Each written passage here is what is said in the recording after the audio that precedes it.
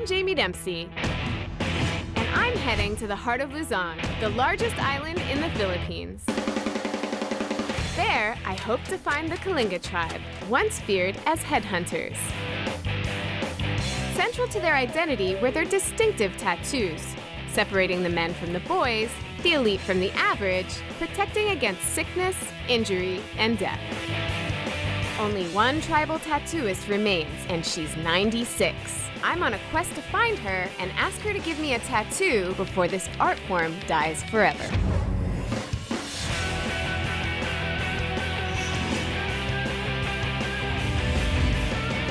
On this leg of my journey, I'm swinging by the country's economic center, Metro Manila, where I trick out a new ride. I really can't wait to take this on the road. Move up north to play Pick Cupid. Well, it looks like a match made in heaven to me. And get stuck in a rut.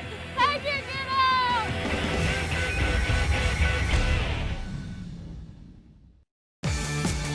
I'm about halfway through my journey, and from here on out, the roads are bound to get rougher. After all, my ultimate destination is in the heart of the highlands. So it's about time to trade my bike for something that can go off-road. That's why I'm cruising down the South Luzon Expressway, the gateway to the nation's seat of power. Home to almost 12 million people at only 600 square kilometers, Metro Manila is really made up of 16 cities put together. This bustling capital region, home to soaring skyscrapers, winding asphalt streets, and deadlocked traffic, may not be a good place to enjoy the open road. But it sure is the best spot to score a new ride.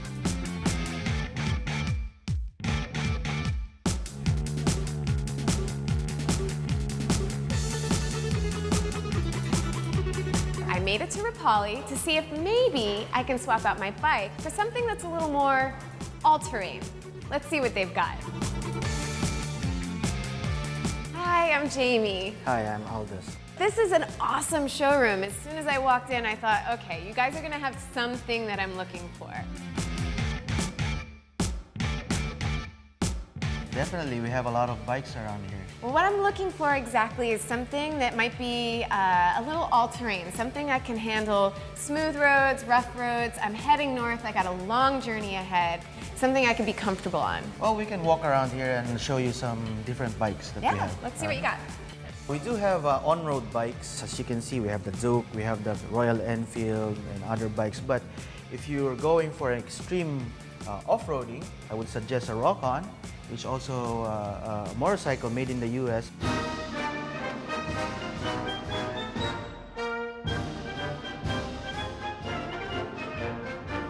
I've never seen a bike like this before. It's really interesting. You mind if I sit on it? I don't mind. It's a two-wheel drive. The problem is this one is only off-road. It's pretty comfortable, but you're right. I do need something that can go on-road and a little bit off-road, so I think maybe this isn't the bike for me.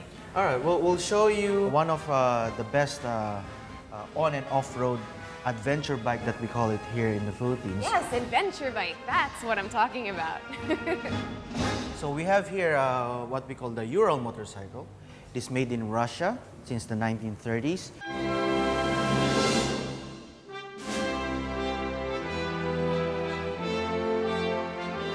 Ural started life as a Soviet maker of motorcycles for the war against Nazi Germany.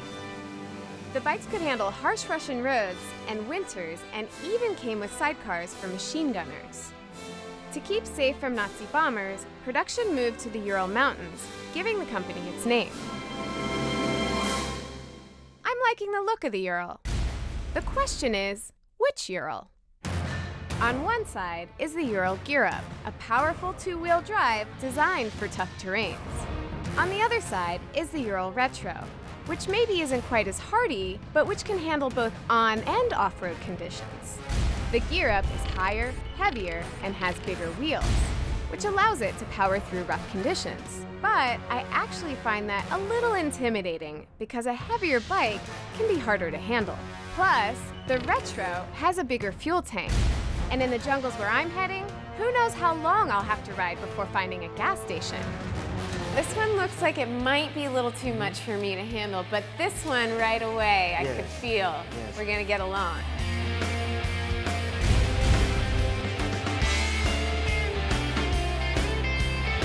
I really can't wait to take this on the road. This is really cool. I'm gonna get on it.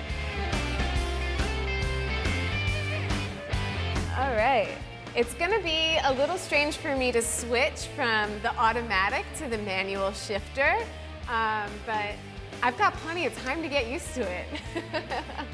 Feels good. And there's tons of storage space, so I can collect lots of souvenirs. This is great. Well, I'm really excited to get this baby on the road. It's gonna be a lot more horsepower than I've been riding. It's gonna be a lot more weight, shifting, a lot more things to get used to. But I'm up to the task. I can do it. I love it.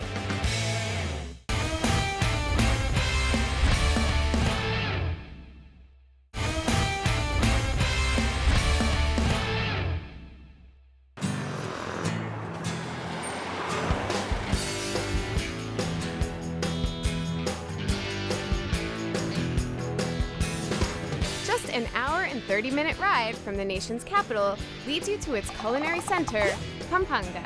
They say that this flatland is home to the country's best cooks. In fact, some of the country's most popular fast food chains started in tiny kitchens in this very province. And some of the country's most exotic dishes started in this province as well. Crunchy, tangy, and rich in protein, the kamaru makes for a healthy, crispy treat. That is, if you don't mind eating rice field crickets. And they say you haven't really visited the Philippines if you haven't tasted this baby. A baby duck, that is. The balut, or duck embryo, is usually served hard-boiled, but in Pampanga, it's sautéed to perfection. But among its clever culinary creations, sisig is the most famous. And even though I've tried the seafood version back in Batangas, they say you can't make this Pampanga original sizzling dish without pork. Pork face, in fact.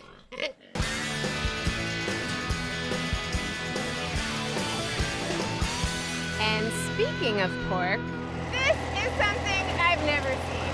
There's actually a pig being towed by a tricycle. I gotta find out where they're going.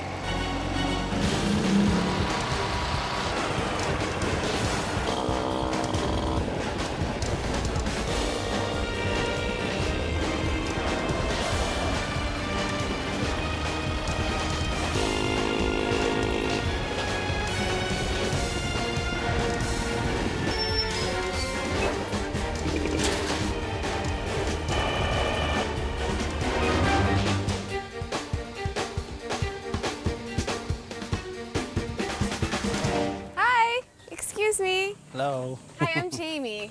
I'm Mario. Hi, Mario. I'm sorry, but I've been stalking you a little bit.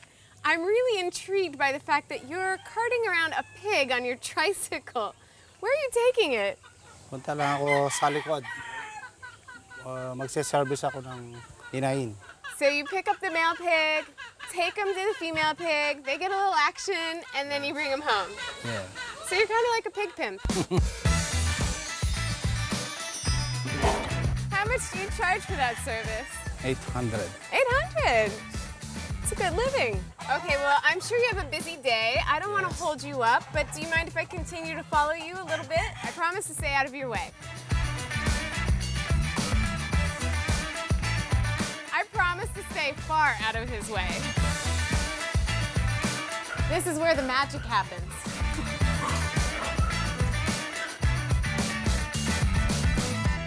So we brought the male in, the female's here waiting. And now they're just kind of checking each other out, getting to know each other. I guess Mario helps them along a little bit. He pushes on the female, lets her know that this is time. I wanna lay you down and give it to you.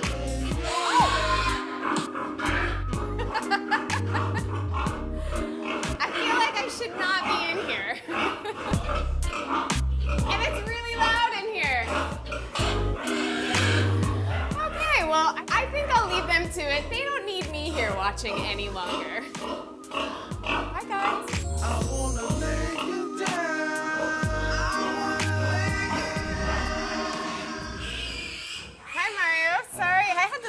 It was getting a little noisy.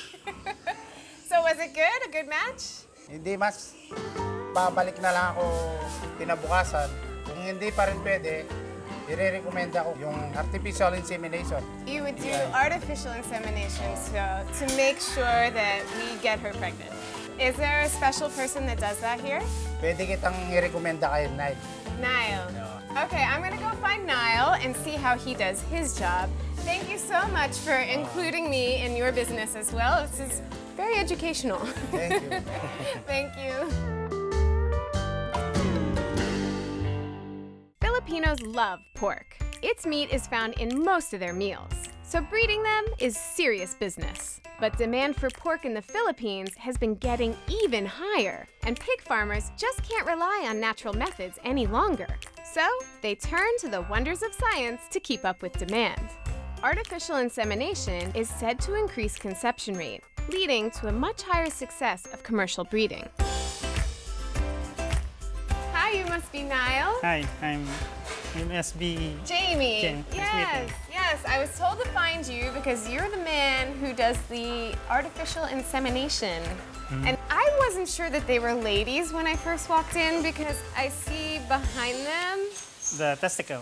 Yeah. So these aren't ladies. These are boar. How do we know when they're ready to be mounting the females? Every 4 days, a senior boar are collected to collect the semen. So are they all on the same schedule or you have them staggered out? About 5 to 8 heads per day. Okay, so they only have a few days to wait until they get lucky. Yes. Oh, hi guys. So this is the one that This one? this one is ready for mounting. He's humongous. That's like the size of a truck. This is a matured boar and ready to fight. When you enter the ring, it's about UFC. Oh, you should say that. They can bite you. Oh gosh. This has to be a tricky thing to do because he's huge, he's strong, and you're gonna get in there with him? Yes, this is the critical one. Technically, mounting is dangerous. Okay, excuse me. Okay, be careful. This is the boar. We call it large white. Origin is from the USA. From the US, just like me. It is about 300 to 350 kilogram. The boar mount, a dummy sow. It's a steel horizontal that look like swine. Well, of course, when he mount, you have to Stand back. stand back. I don't want to get in the way of this lucky pig. It's ready. He's familiarizing the dummy sow. Checks out the dummy, which is really just a metal tube shape. Oh, he's flirting with it. Yes. Up, up, up, up, up. Oh, oh. She mount. So when he mount, you have to be ready for the semen collection. Anytime he could extend his reproductive part. This is ready, and we have to check it. This is a little embarrassing to watch. So the penis is Oh, getting expanding. It will ejaculate for 8 to 10 minutes. 8 to 10 minutes. Well, it's a good thing these guys are trained to do this at a very young age. He pretty much knows exactly what he's doing when he comes out of the pen. And after he checks it out, knows it's safe, he gets to work. Sometimes my curiosity gets me into some pretty interesting situations. You never know what you're gonna find on the road, and I've definitely learned something new today. An experience I'm sure I won't forget.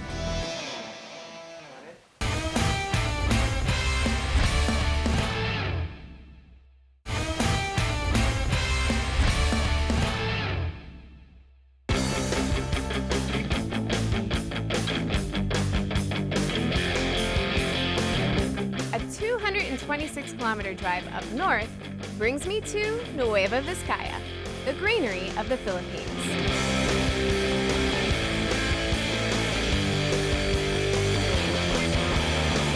Don't mind the long drive, especially with the view.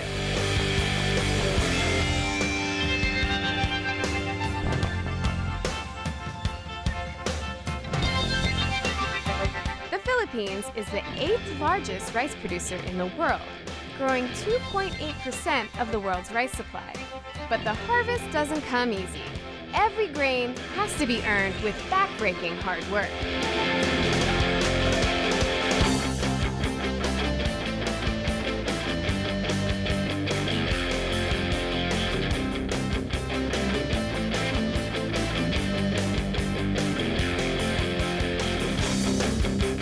As I've been riding along, I've noticed a lot of farmers, which makes sense because this area is known as the Rice Bowl. Looks like really hot and difficult work. So, I bet you they wouldn't mind an extra pair of hands.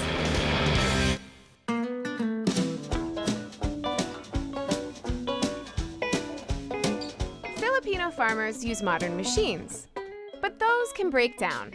So often, farmers turn to the carabao, or water buffalo, to lighten the farming load.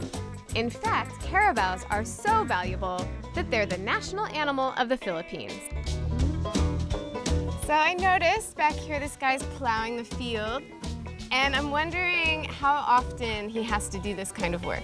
2 times. 2 times? And then he does this every week, every day? Every week. So 2 times a week.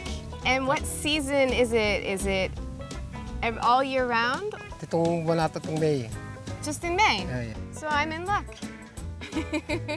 It looks difficult. Is it hard? No. It's not hard? So maybe someone like me with no green thumbs can do it? Yes, kaya mo. All right, I don't know if I believe you, but maybe I can try it. Before you can plant rice, the soil first needs to be plowed. Plowing, or what is known in the Philippines as araro, involves dragging a big rake through the soil, cutting grooves to plant the rice seedlings in. How do I get down here? I'm a little nervous. I'm gonna have a mud bath. Thank you. Oh, it's squishy! Oh, it's really sticky. It's pretty deep. This is gonna be difficult. The muscle power to plow the sticky soil comes from the massive beast. Oh my God. You're gonna let me do this by myself? How do I move this guy? Yeah. Hey, let's go. Okay, this carabao seems pretty obedient. If I make clicking sounds, it starts moving. Oh, no, don't stop. Keep going. Don't stop. Then again, maybe it can't really understand my accent. Hey. Hiss. Hey. Forwards, not backwards. Okay. Uh-oh.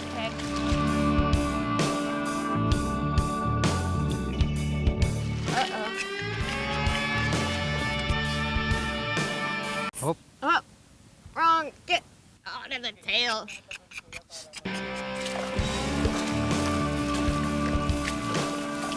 Very easy. Whoa. Very easy. Oh. Marami po siya. So he Say knows. home. As soon as you say ho, he stops. So when you're plowing, 1 man, 1 caribou, how much of the field do you cover? More than 1 hectare. More than 1 hectare.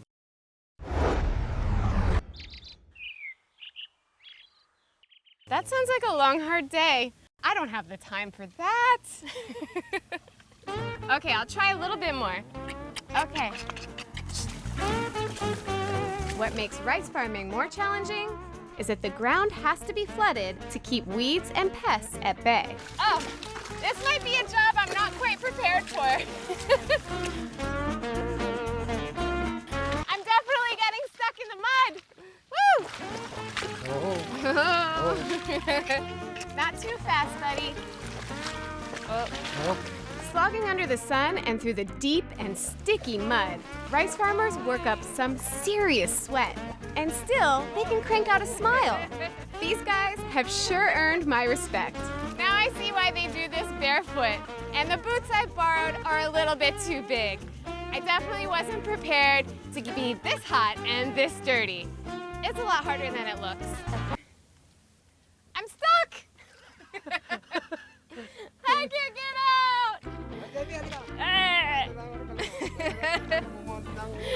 Hey!